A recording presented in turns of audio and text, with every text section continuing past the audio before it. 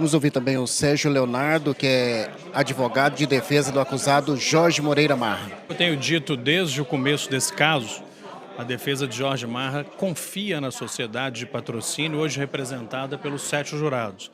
O julgamento se iniciou na parte da manhã, foram ouvidos até agora apenas 3 testemunhas da acusação e o depoimento das próprias testemunhas de acusação confirma a narrativa real dos fatos, que é a narrativa da defesa.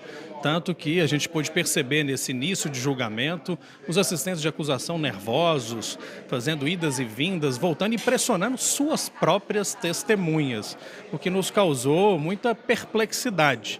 Mas, na verdade, essa perplexidade decorre do comportamento do trabalho da assistência de acusação, que é um trabalho que tenta tumultuar o processo. Se não fosse a defesa de Jorge Marra, o júri não teria se iniciado, porque diante de tantas recusas da acusação em relação aos representantes da comunidade de patrocínio para formar o corpo de jurados, a defesa teve que reconsiderar uma recusa para permitir que o júri acontecesse, porque a defesa quer que o júri aconteça, que o júri finalize e que justiça seja feita. Só ficou frustrado pelo juiz ter negado o réu aparecer com as roupas civis, conforme o senhor pediu? Só ficou frustrado? Na verdade, isso é um motivo de nulidade do julgamento. Eu não espero ter que arguir essa nulidade, porque espero realmente que a decisão do jurado seja favorável à defesa e que a justiça seja feita. Mas se for desfavorável, tem já aí uma nulidade do julgamento, né? O Superior Tribunal de Justiça entende que submeter o réu a julgamento pelo júri, portando algemas ou uniforme do sistema penitenciário, estigmatiza a pessoa do réu, faz com que ele venha para o plenário com uma cara de condenado, com uma cara de membro da população carcerária. Isso prejudica o juízo dos jurados em relação àquela pessoa. Por isso nós fizemos esse pedido escorados no princípio constitucional da dignidade da pessoa humana. Esperávamos que fosse atendido. Lamentavelmente fica aí uma nulidade do julgamento. Mesmo assim, ele se mostrou muito tranquilo. Sim, o senhor Jorge Marra está muito tranquilo, ele confia no julgamento dos seus concidadãos. Alguma testemunha mentiu? Porque a assistência da acusação deu a entender isso, né? Veja bem, a assistência de acusação está preocupada com supostas mentiras de testemunhas de acusação. Eu estou preocupado em obter a verdade. E a verdade vai ser explanada aos jurados a partir dos depoimentos de cada uma das testemunhas, a partir das imagens, a partir da prova pericial. Nós conseguiremos esclarecer que Jorge Moreira Marra agiu em legítima defesa. Ele se arrependeu em algum momento? Porque isso é questionado desde o início do processo e ninguém veio a público dizer se ele se arrependeu ou não. O que o senhor tem a dizer sobre? Desde o primeiro depoimento dele na fase policial, ele diz que se arrepende de ter tomado a atitude de ir até a avenida e pegar o celular.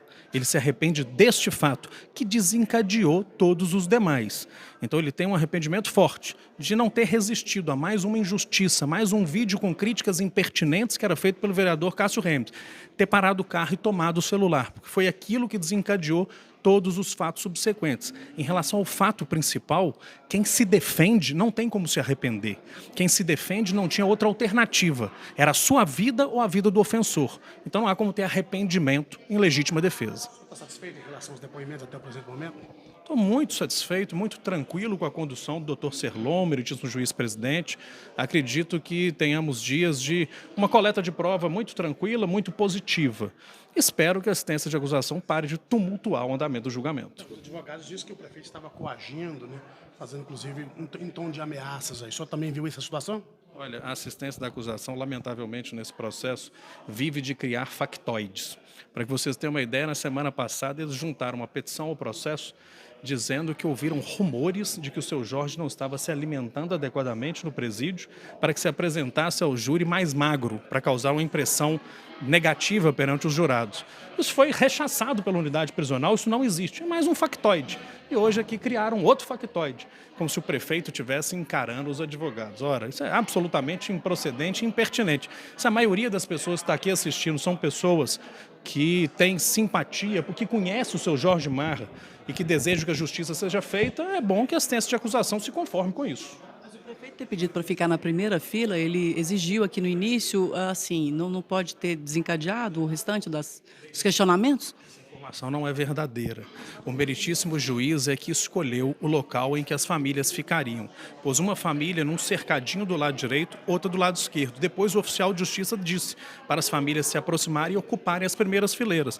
Nas primeiras fileiras da direita estão familiares de Cássio, nas primeiras fileiras da esquerda, familiares de Jorge. Deiró é irmão de Jorge. Doutor, desculpa que eu cheguei agora aqui, mas o senhor já deve ter falado. Já eu queria repercutir com o senhor esse rompante da acusação do advogado com relação ao prefeito. Como é que a defesa do réu vê isso? Olha, é mais um factoide criado pela assistência da acusação que vive há 2 anos de criar factoides. Cada um deles é desmentido pela prova dos autos.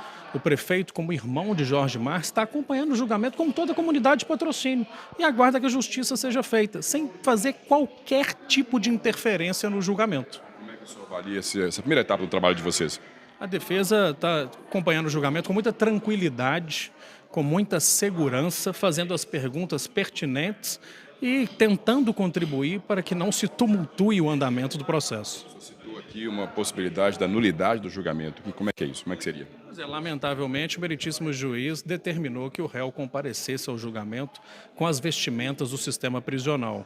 A gente entende que isso estigmatiza o réu, tal qual se o réu viesse algemado, o uniforme do sistema penitenciário da mesma forma estigmatiza, gera um preconceito, interfere na capacidade dos jurados de discernir se aquela pessoa é culpada ou inocente.